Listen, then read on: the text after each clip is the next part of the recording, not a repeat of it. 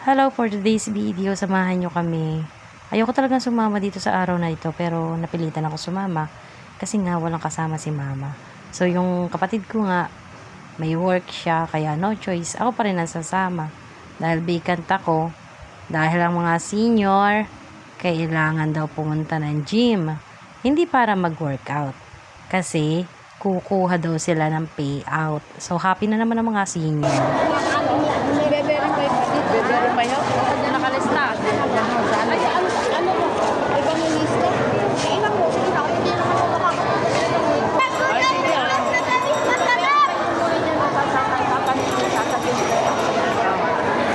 Nakita nyo naman, so dami ng people in the house sa gym. Isa nga sa dahilan na ayokong sumama dito kasi nga mainit at siguradong pipila ka na naman.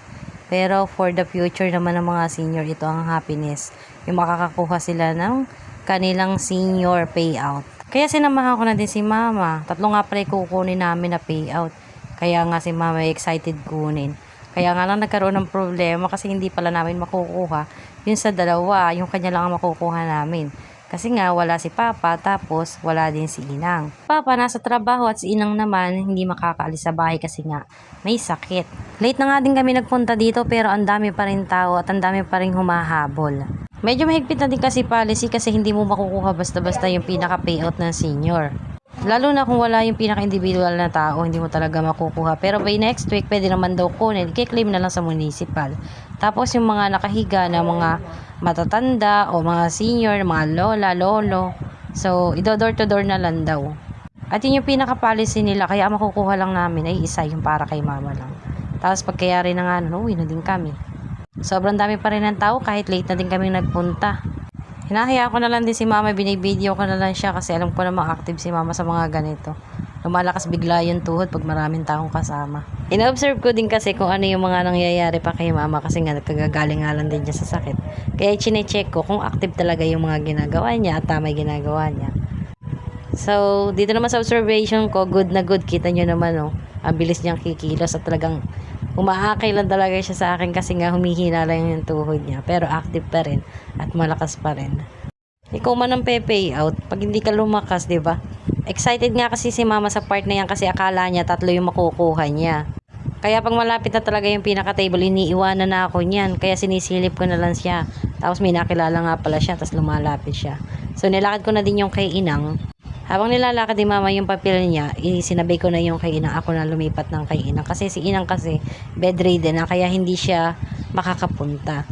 Ayan, dito sa situation ni mama na to, excited siya na makuha niya yung para kay Papa at saka sa kanya.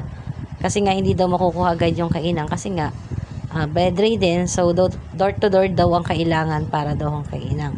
Kaya si mama, nakita niyo naman, nakikisingit talaga siya.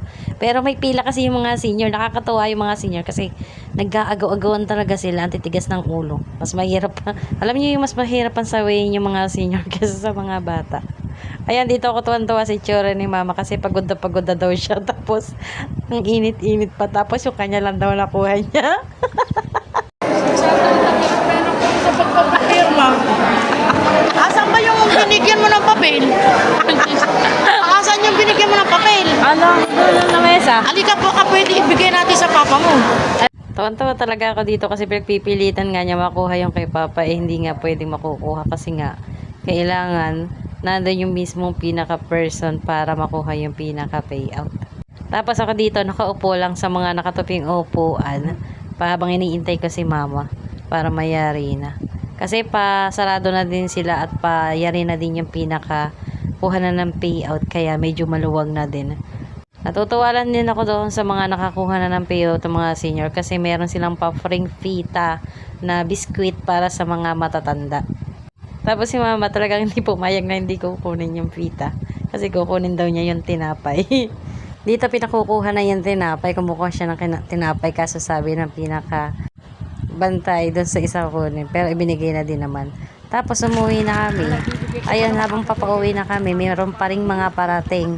Kaya marami pa rin humahabol kasi nga mainit, bawal din naman kumuha ng mainit yung panahon lalo na sa mga senior kasi nga marami na silang nararamdaman, andyan na yung high blood, tumataas ang mga presyo ng dugo kaya hindi sila pwedeng isabay sa kainitan kaya dapat talaga hapon ang kuhanan.